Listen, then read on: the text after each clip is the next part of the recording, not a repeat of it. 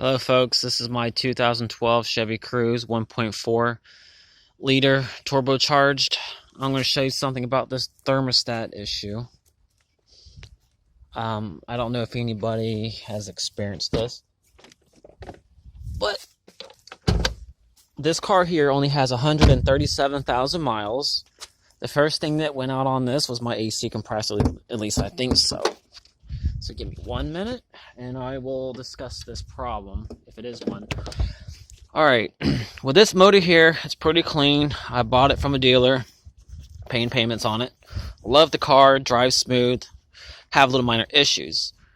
At 128,000 miles, I've had this valve cover gasket replaced. At the same time that my coil pack module had broken, replaced that, and that's a $180 part. Replaced the cap because the cap broke. I now have an issue where I did a radiator back flush because Chevy claims that between 125 and 135,000 miles, you should change your antifreeze. Well, I did that because it had a little bit of dirt in it, so I guess it's never been changed.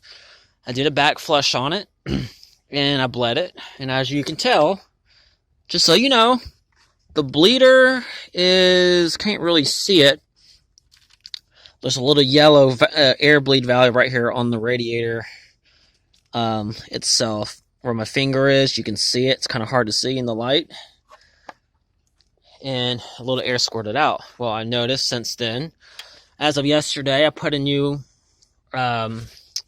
AC pressure switch because my AC decided to cut on and off, and next thing you know, it didn't blow cold anymore.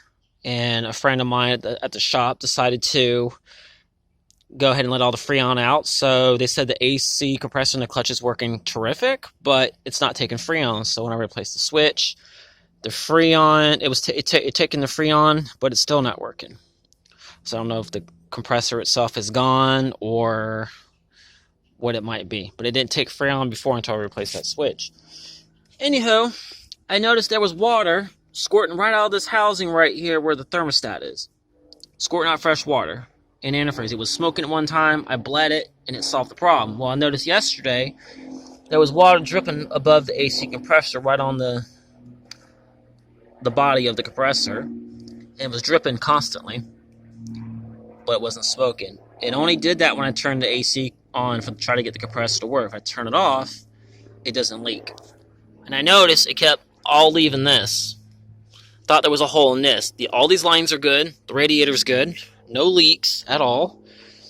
Until I looked this morning, I seen it was leaking right down below this housing.